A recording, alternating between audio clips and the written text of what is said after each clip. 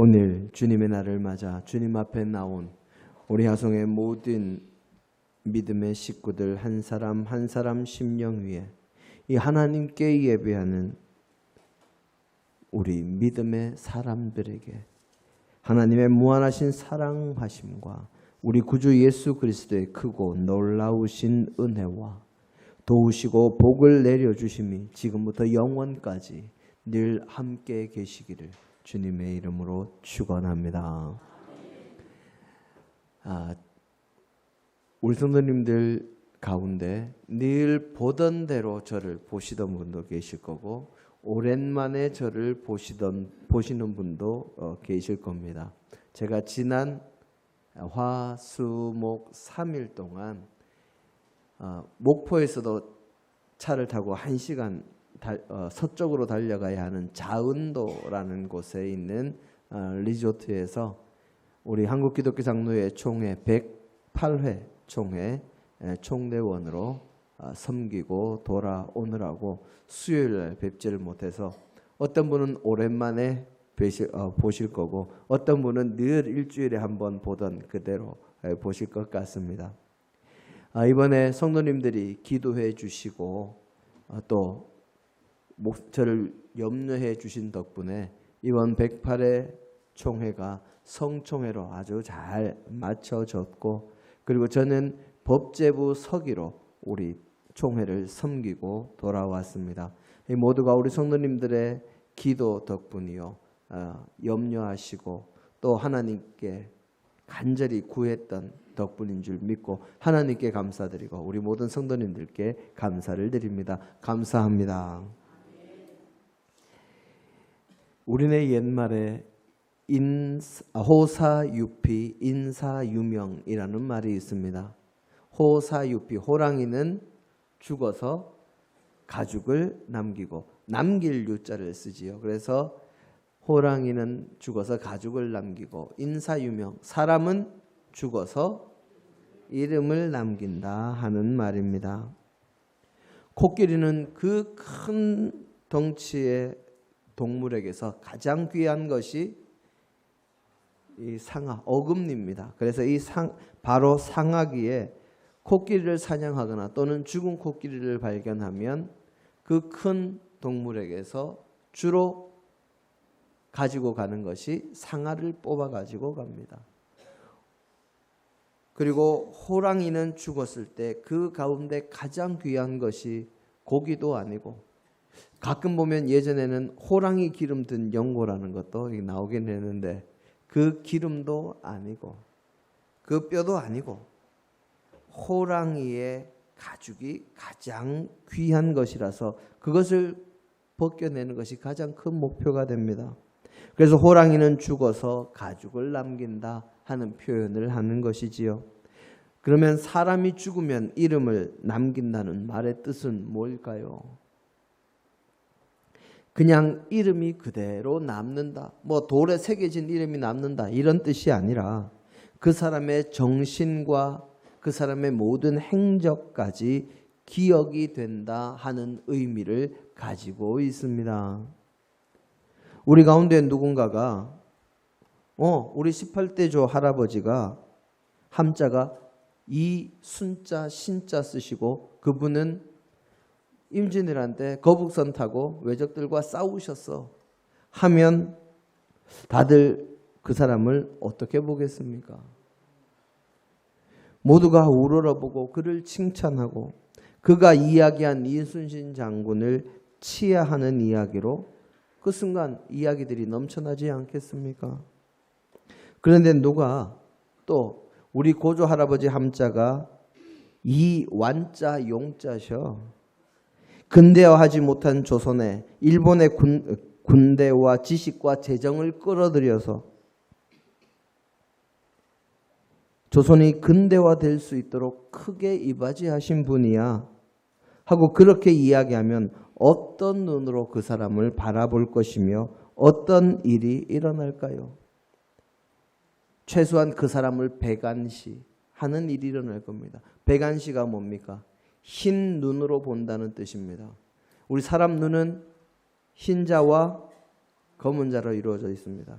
그럼 흰 눈으로 보려면 어떻게 봐야 됩니까? 이렇게 봐야 됩니다.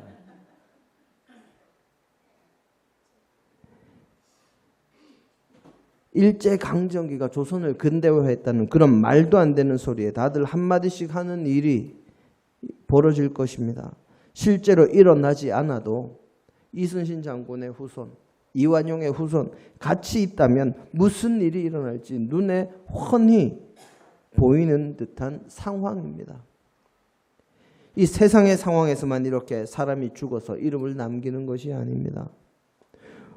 우리의 신앙생활, 우리의 영원한 천국으로 나아가는 여정도 여러 가지로 기록이 남을 수밖에 없습니다.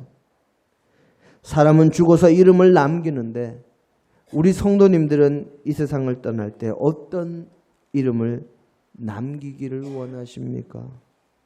정말 진정으로 내가 남기고 싶은 이름은 무엇입니까? 그리고 우리의 자녀들이 우리의 이름으로 이야기할 때 어떤 일이 일어나기를 원하십니까? 하루 이틀도 아니고 수십 년 믿은 사람들의 기록이 수많은 사람들의 가슴 속에 뇌리 속에 우리 믿음의 동력자들에게 어떻게 기억되고 어떤 이름이 남기를 원하십니까? 이제 추석이 되면 대부분의 성도님들이 가족들과 함께 모여서 먼저 떠난 아내나 남편이나 아버지나 어머니나 그런 이야기들을 하게 될 겁니다. 그때 어떤 이야기가 오가기를 원하십니까? 오늘 우리의 본문 말씀은 사사기서의 말씀입니다. 사사기서는 이스라엘 백성들이 자신들의 믿음의 조상 아브라함이 이 자신의 믿음으로 의로운 이름을 남기면서 하나님께 약속받았던 그 가나안 땅에 이스라엘 백성들이 들어와서 살 때 일어났던 일들을 기록하고 있는 책입니다. 그런데 그 내용의 틀이 이스라엘 백성들이 하나님을 배반하고 온갖 악행을 행하며 하나님께서 이스라엘 백성들을 치시기 위해서 이 민족을 들어서 사용하시고 그렇게 고통당하며 신음하던 이스라엘 백성들이 고통에 겨워서 하나님을 기억하게 되고 그 가운데 어쩔 수 없이 하나님께 부르짖을 때 하나님께서 그들의 부르짖음을 들으시고 그들을 구원할 사사를 세우시고 그들을 고통에서 건져내어 주시는 것이 그것이 이 사사기서 이야기의 가장 큰 틀입니다. 사사기서에는 총 12명의 사사가 기록이 되어 있습니다.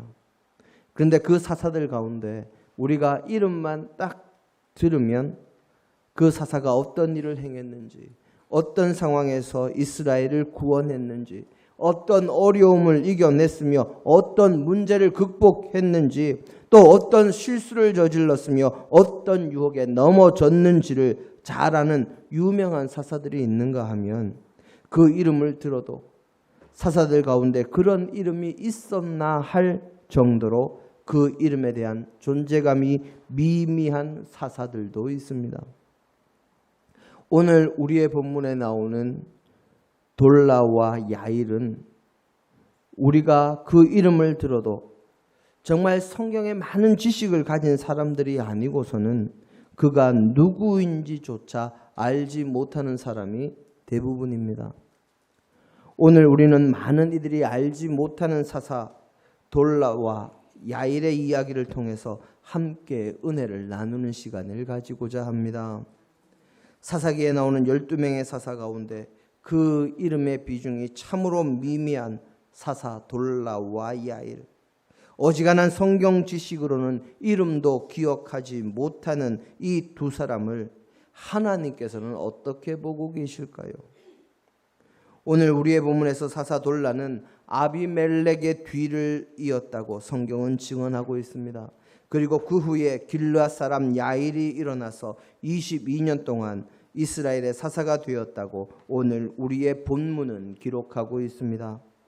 오늘 우리의 본문 사사기서 10장 1절로 2절의 말씀을 우리 모두 한 목소리로 봉독해 보겠습니다.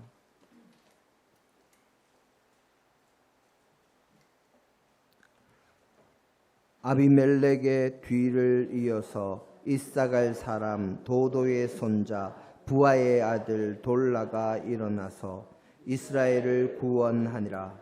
그가 에브라임 산지 3일에 거주하면서 이스라엘의 사사가 된 지 23년 만에 죽음에 3일에 장사되었더라. 아멘. 오늘 우리의 본문을 통해서 우리는 그가 어떠한 상황에서 이스라엘의 사사가 되었는지, 그가 구체적으로 어떤 일을 했는지 자세하게 알 수가 없습니다. 그저 아비멜렉 후에 돌라가 이스라엘을 구원했다고 하는 것으로 보아서 기드온의 아들 중에 하나였던 아비멜렉의 욕심과 죄로 인해서 엉망이 된 나라를 추스른 모양이다 하고 그렇게 짐작할 뿐입니다. 어쩌면 나라가 엉망이 된 틈을 타서 이방 족속들이 쳐들어왔는데 돌라가 그들을 무찔렀을 수도 있다 하는 것을 우리는 짐작으로 유추할 뿐입니다. 아비멜렉에 대해 어떤 일이 일어났습니까? 기드온이 미디안의 대군을 격파하고 이스라엘 백성들이 당신과 당신의 아들이 대대손손 우리를 다스려 주소서 했을 때 기드온은 다스리실 분은 오직 여호와 하나님 한 분이시다 그렇게 이야기했지만 실질적으로는 아들이 70명이나 있음으로 해서 그가 왕과 비슷한 권력을 가졌었구나 하는 것을 우리가 미루어 짐작할 수 있습니다. 바로 그런 권력을 보고 그 아들 가운데 하나였던 아비멜렉이 자신의 형제 70명을 한 바위 위에서 한날에 죽이고는 자기가 이스라엘의 대표자가 되겠다 했다가 결국 그도 비참한 최후를 맞았습니다. 하지만 그로 인해서 나라가 내전에 휩쓸리면서 나라 꼴이 엉망이 됐지요. 그 뒤에 바로 이 돌라가 일어났다 하는 것입니다. 그렇게 해서 그가 이스라엘을 구원했다. 그렇게 기록되어 있으니 나라를 잘 추스렸구나. 또는 그 어려운 틈에 다른 민족이 쳐들어왔을 때 이스라엘을 구원했구나 하는 것. 그렇게만 우리가 유추할 수 있을 뿐입니다. 자, 그 다음 우리 사사기서 10장 3절로 5절 말씀 역시 한 목소리로 봉독해 하시겠습니다. 그 후에 길르앗 사람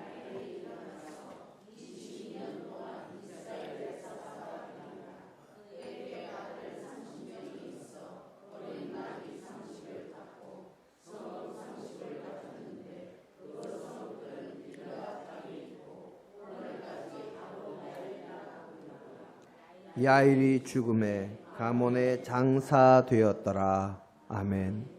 돌라 후에 일어난 사사가 야일입니다. 기록된 분량은 돌라와 비슷합니다. 도토리 키재기를 하자면 야일이 조금 더 많습니다. 그런데 그 기록의 내용은 완전히 딴판입니다. 먼저 사사 돌라는 이스라엘을 구원했다는 기록이 짧지만 명시가 되어 있는데 야일에게서는 전혀 그런 기록을 찾아볼 수가 없습니다. 그저 사사가 되었다 하는 기록이 전부입니다. 이스라엘을 구원하거나 이스라엘을 위기에서 건져내거나 외적의 침입을 막아내거나 무언가 하나님의 백성, 하나님의 나라를 위해서 무엇을 했다 하는 기록은 전혀 없고 그 대신에 그에게는 아들이 30명 있었는데 그들이 모두 다 어린 나귀를 탔고 성읍도 소유했다 하는 기록만 있습니다. 야일은 아무것도 한 일이 기록되어 있지 않은데 그의 아들 30명이 나귀 30마리를 탔고 성읍 30을 가졌다 하는 것이 무슨 의미를 가지고 있는 것일까요? 지금 이 기록이 우리에게 주려고 하는 메시지가 무엇이겠습니까?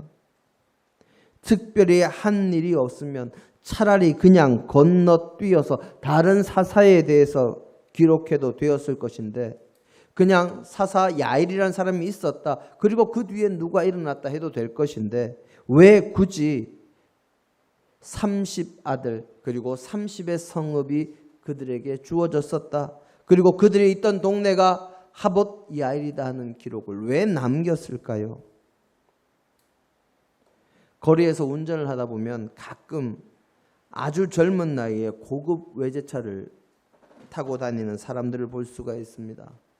다 그런 것은 아니지만 흔히 하는 얘기로 부모 잘 만나서 은수저 금수저 물고 태어나서 별로 하는 것 없이 호강하는 이들이 대부분이지요. 야일과 야일의 아들들이 어린 나귀를 탔다는 이야기가 바로 그런 것입니다. 서양 문화권에서는 이 나귀를 보통 미련하고 고집이 센 사람을 이 나귀라고 비유를 합니다마는 고대 근동 사회에서 나귀는 부귀와 젊음의 상징입니다. 그리고 주님과 연관이 될 때는 평화와 겸손의 상징이 되는 것이지요. 거기에 고대 사회에서 어린 나귀를 타는 것은 귀족의 신분을 나타내는 것이기도 했습니다. 바로 야일의 아들들이 그러했다는 것입니다. 고급 탈 것을 타고 다녔고 귀족의 신분을 드러내는 모습을 보였고 거기다가 야일의 30명의 아들들은 각자 성읍을 가지고 있었습니다.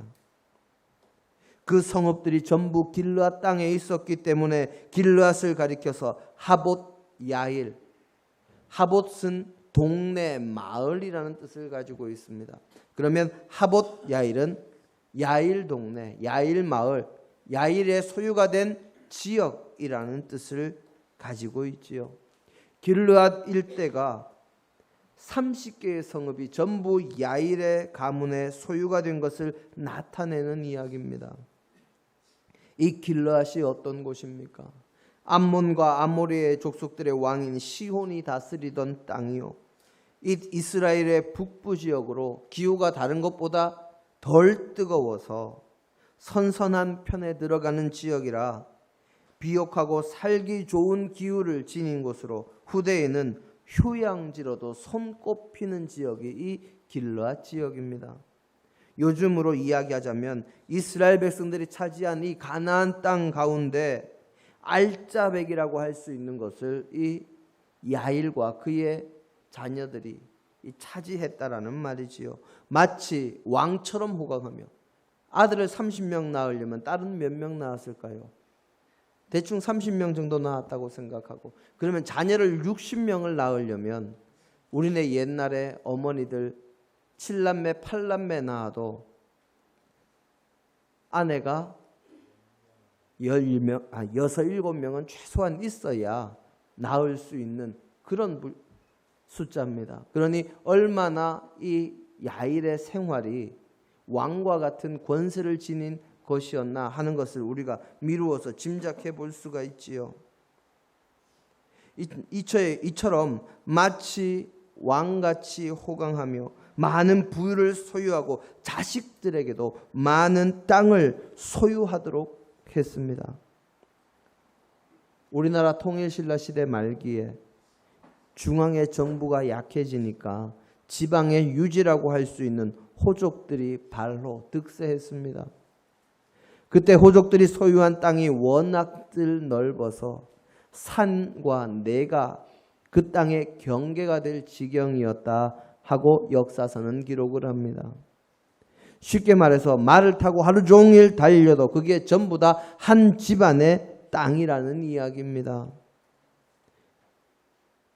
이런 이들은 도대체 얼마만한 부를 축적하고 어느 정도의 부와 귀를 누렸다는 이야기일지 정말 짐작하기조차 사실은 힘이 듭니다. 그런데 우리가 생각해야 할 것은 그것이 전부가 아닙니다.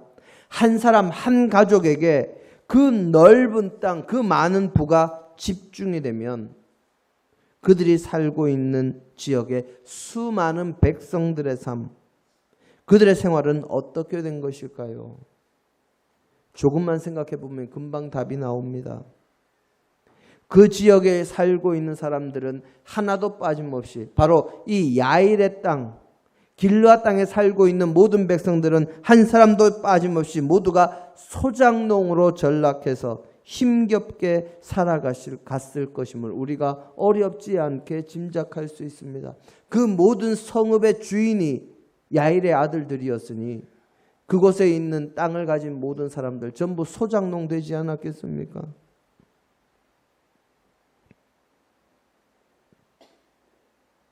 성경을 통해서 오늘을 살아가는 우리에게 남겨진 돌라와 야일의 이야기에서 돌라는 그 기록이 비록 짧기는 하지만 하나님의 백성인 이스라엘을 구원했다는 이야기가 전해지고 있습니다. 하지만 야일의 경우에는 그가 한 일은 아무런 기록이 없습니다. 그것은 그가 한 일이 그와 그의 아들들이 부와 귀를 누린 이야기보다 가치가 없어서 기록에 남지 않을 만큼 미미한 것이다 하는 것을 의미하는 동시에 그와 그의 아들들이 누렸던 귀족, 왕족과 같은 삶의 행태가 수많은 사람들의 삶을 힘들게 했고 그들이 물질과 권세의 유혹에 넘어져서 올바른 길을 가지 못했음을 증언하고 있습니다. 좋지 못한 이름을 남기게 된 것이지요. 역사적으로 보면 중국의 역대 왕조는 우리나라에 존재했던 왕조, 나라들에 비해서 그 수명이 아주 짧습니다. 삼국시대 이후로 우리나라에 존재했던 왕조들을 생각해 보면 참 그 시기가 오랜 세월을 지속해 왔습니다. 비교적 다른 왕조에 비해서 단명했던 고려가 475년의 세월을 지속합니다. 거의 500년을 존속하면서 문화를 꽃피웠지요. 하지만 중국은 춘추 전국시대 이후에 60여 왕조가 흥망성쇠를 거듭하면서 명멸하는 동안 200년 이상 존재한 왕조는 한나라, 당나라, 요나라, 명나라, 청나라 이렇게 5개뿐입니다. 그 가운데 수나라 같은 경우에는 중국 전역을 차지하고 나라가 세워진 지 30년 만에 나라가 완전히 망했습니다. 물론 그 존재한 시기가 짧다고 해서 그 업적을 무조건 폄하할 수는 없습니다. 하지만 아무리 수나라 시대를 살펴보아도 그들은 나라가 세워진 그 30년 동안 딱 한 가지 일만 했습니다. 그 일이 바로 우리나라 고구려를 침략했다가 4번 침략해서 4번 다 지고 그것도 아주 대패를 하고 그리고 나서 나라가 멸망한 사건입니다.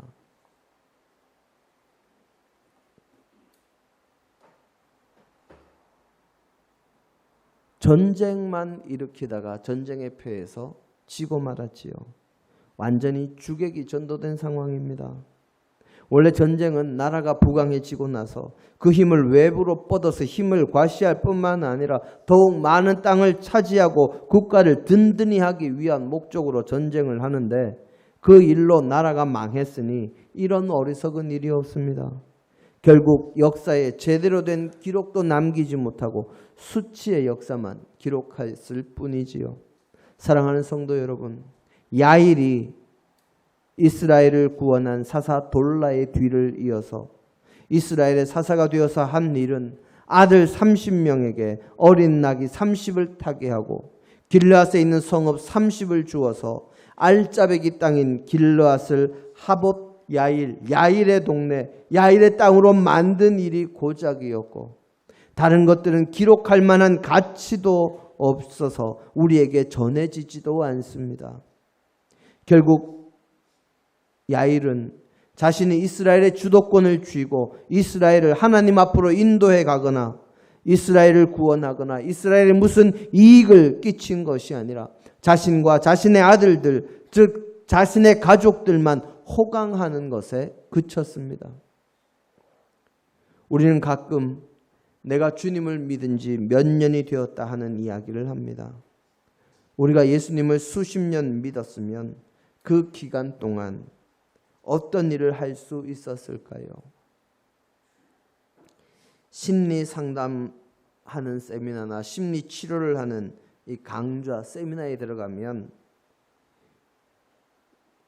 자주 이런 프로그램을 진행합니다. 뭔가 하면 바로 관 속에 들어가서 그것을 경험하는 프로그램이지요. 또는 자신의 죽음을 생각하고 유서를 쓰거나, 그것도 아니면 자신의 묘비에 무엇이 새겨질까 하는 것을 고민하면서 적어보는 시간을 가지는 경우가 많이 있습니다. 그러면 저와 여러분의 묘비는 어떻게 쓰여질까요? 하나님 나라에 기록될 저와 여러분의 기록은 어떤 것이 될까요? 하송교회 누구누구 집사, 누구누구 권사, 누구누구 장로, 예수 믿은 지 30년에 늘 세상 눈치만 보고 살았더라 하는 이야기는 차마 입에 담기가 좀 민망합니다. 예수 믿은 지 30년에 30번 찾아온 유혹에 30번 더 다 넘어갔더라 하는 말은 참으로 곤란하겠지요.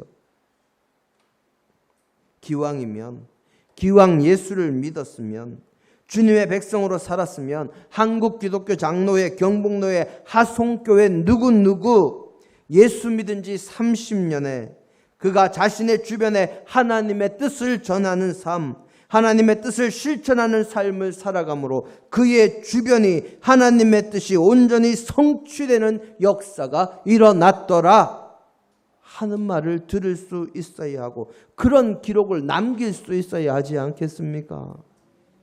그것이 우리가 나아가야 할 길이요, 그것이 우리 믿음의 사람의 책임입니다.